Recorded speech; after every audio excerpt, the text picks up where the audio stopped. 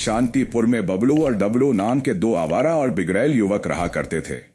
वह दोनों दिन भर गांव में आवारागर्दी करते रहते और गांव की लड़कियों को छेड़ते रहते। एक दिन बबलू और डबलू एक पेड़ के नीचे खड़े हुए होते हैं कि तभी बबलू की नजर सरपंच और उसकी बेटी पर पड़ती है।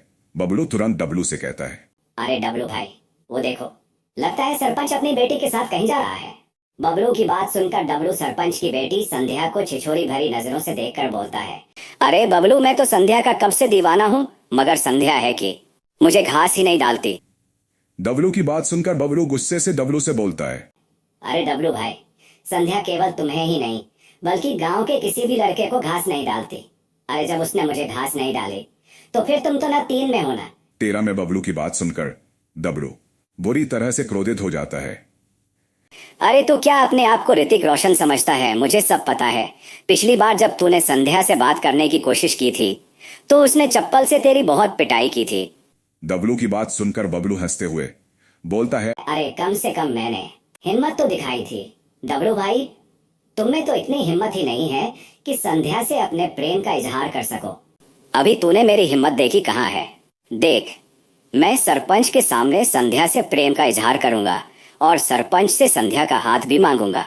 इतना बोलकर डबलू बबलू के साथ सरपंच के पास पहुंच जाता है और संध्या को देखकर बोलता है, संध्या, मैं तुमसे प्रेम करता हूँ। यह सुनकर सरपंच गुस्से से डबलू की ओर देखकर बोलता है, अरे कुछ शर्म हया है या नहीं तुम्हें?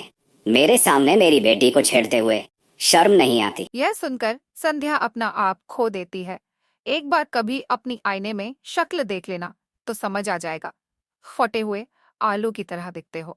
इतना बोलकर संध्या अपने पिता सरपंच से बोलती है, चलो पिताजी, हमें इनके मुंह नहीं लगना। पता नहीं कौन सा दिन होगा जब इन निकम्मों से हमारे गांव को मुक्ति मिलेगी। संध्या सरपंच के साथ गुस्से से वहां से चली जाती है। बबलू हंसते हुए डबलू से बोलता है, अरे डबलू भाई, मेरी बेइज्जती तो अकेले में हुई थी, लेकिन आपकी बेइज्जती तो मेरे सामने ही हो गई। चल बबलू, शहर चलते हैं, कुछ बनकर ही लौटेंगे। बबलू और डबलू उसी समय शहर की ओर जाने वाले रास्ते पर चलने लगते हैं। वो दोनों कुछ ही दूर जाते हैं कि तभी जोरों से बारिश होने लगती है। तभी उनकी नजर एक टूटे हुए खंडहर पर पड़ती है। वो दोनों बारिश में भीगते हुए उस खंडहर के अंदर चले जाते हैं। खंडहर के अंदर बबलू डबलू से बोलता है, अरे डबलू भाई, इस बारिश ने तो हमारे कपड़ों की इस्त्री खराब कर दी। बबलू इतना बोलता ही है कि तभी वहां पर डरावनी डरावनी आवाजें आने लगती हैं और वहां पर एक चुड़ैल आ जाती है। बबलू और डबलू उस चुड़ैल को देखकर बुरी तरह से घबरा जाते हैं। चुड़ैल उन दोनों को देखकर बोलती है, तुम दोनों में से किसने मुझे बुलाया? यह सुनकर बबलू डरते हुए बोलता है, अरे चुड़ैल जी, किसकी हिम्मत है जो आपको बुलाएगा?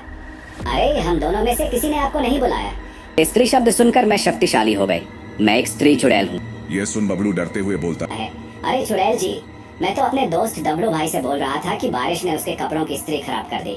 बबलू इतना बोलता ही है कि तभी वो चुड़ैल बबलू को पकड़कर उसे मार देती है। यह देखकर डबलू बुरी तरह से घबरा जाता है। तभी चुड़ैल डबलू के शरीर में प्रवेश कर जाती है। ऐसा होते ही वह चुपचाप अपने गांव की ओर चला जाता है और चुपचाप घर पर सो जाता है। अगली सुबह डबलू उठकर घर के बाहर बैठ जाता है। तभी वहां पर चंपा नाम की एक औरत आकर डबलू की ओर देखकर बोलती है, अरे डबलू, तुम यहाँ बैठकर क्या कर रहे हो? चलो, अच्छा है, दिन भर आवारागर्दी करने से तो यही काम अच्छा है।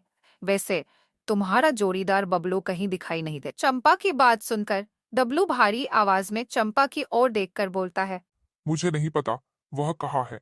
यह सुनकर चंपा गुस्से से डबलू से बोलती है, तभी मैं कहूं कि अचानक तू सुधर कैसे गया? अरे कर्म जले, नास पिटे, तेरा सत्यानाश हो जाए। तूने तो सारे मूड की ऐसी तैसी कर दी। यह सुनकर चुड़ैल बुरी तरह से क्रोधित हो जाती है। अचानक वो डबलू के शरीर से बाहर आ जाती है और डबलू बेहोश हो जाता है। चुड़ैल को देखकर चंपा ताई बुरी तरह से डरते हुए बोलती है, चुड़ैल, चुड़ैल। हाँ चुड़ैल, तेरी हिम्मत कैसे हुई मेरे द्वारा की गई स्त्री को खराब बोलने की? तू तो मरेगी। इतना बोलकर चुड़ैल चंपा ताई को मार देती है और फिर से दोबारा के शरीर में प्रवेश कर जाती है। उस दिन के बाद चुड़ैल डबलू के शरीर से बाहर निकलकर किसी न किसी को मार देती। गांव में रहस्यमयी मौतों से परेशान होकर एक दिन सरपंच अपनी बेटी संध्या से बोलता है, समझ में नहीं आ रहा कि गांव में रहस्यमयी हत्याएं कौन कर रहा है। पिताजी, आपने शायद एक बात नोट नहीं की, काफी दिनों से डबलू का दोस्त बबलू भी गायब है। मुझे तो डबलू में ही कुछ गड़बड़ लग रही है। अब उसने लड़कियों को छेड़ना भी बंद कर दिया है, बस चुपचाप बैठा रहता है। तुम सही कहती हो। लगता है अब मुझे किसी साधु महाराज को बुलाना ही पड़ेगा। अगले दिन साधु गांव में आ जाता है और सरपंच से बोलता है, क्यों बुलाया मुझे यहाँ पर? मुखिया सारी घटना साधु को बताते हुए बोलता है, अब आप ही कुछ कर सकते हैं। साधु अपनी आंखें बंद करता है और अचानक सरपंच से बोलता है, तेरे गांव में किसी चुड़ैल का वास है क्या? हमारे गांव में फिल्मों वाली चुड़ैल आ चुकी है।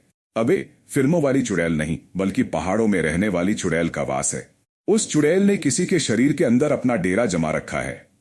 इतना बोलकर साधु तेज आवाज में मंत्र पढ़ने लगता है और चिल्लाते हुए बोलता है, कहां है तू चुड़ैल? सामने आ।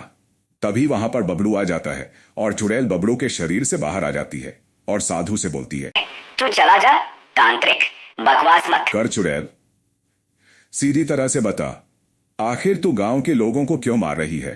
वर्षों पहले मैं इसी गांव में रहती थी और गांव के लोगों के कपड़ों की इस्त्री करके अपना गुजारा करती थी। सभी लोग मुझे स्त्री कहकर ही बुलाते थे। एक दिन मैंने गलती से इस गांव के जमींदार के कपड़े जला दिए और जमींदार ने मुझे धक्के देकर गांव से बाहर निकाल दिया। मैं रोती हुई खंडहर के अंदर जाकर रहने लगी और एक दिन मैं खंडहर में ही मर गई और चुड़ैल बन गई। मगर चुड़ैल बनने के बाद मैं बहुत कमजोर थी। कुछ दिनों पहले इसी गांव के दो युवक वहां पर आए और मैंने उनके मुंह से स्त्री शब्द सुना। स्त्री शब्द सुनते ही ना जाने क्यों मेरे अंदर एक अजीब सी शक्ति आ गई और मेरी आंखों के सामने जमींदार का चेहरा घूम गया। मैंने एक युवक को वहीं मार दिया और दूसरे युवक के शरीर में प्रवेश कर गई। यहां से चली जा। नहीं, मैं यहाँ से नहीं जाऊंगी। तभी साधु तेज आवाज में मंत्र पढ़ता है और चुड़ैल के शरीर में आग लग जाती है। मुझे माफ कर दे साधु, मैं दोबारा उसी खंडहर में चली जाऊंगी और वहीं पर स्त्री करूंगी। नहीं चुड़ैल, तू माफी के काबिल नहीं। कुछ ही देर में चुड़ैल जलकर राख हो जाती है और साधु वहां से चला जाता है और गांव वालों को स्त्री वाली चुड़ैल से मुक्ति मिल जाती है। दोस्तों, वीडियो अच्छी लग रही है तो लाइक और सब्सक्राइब जरूर करें।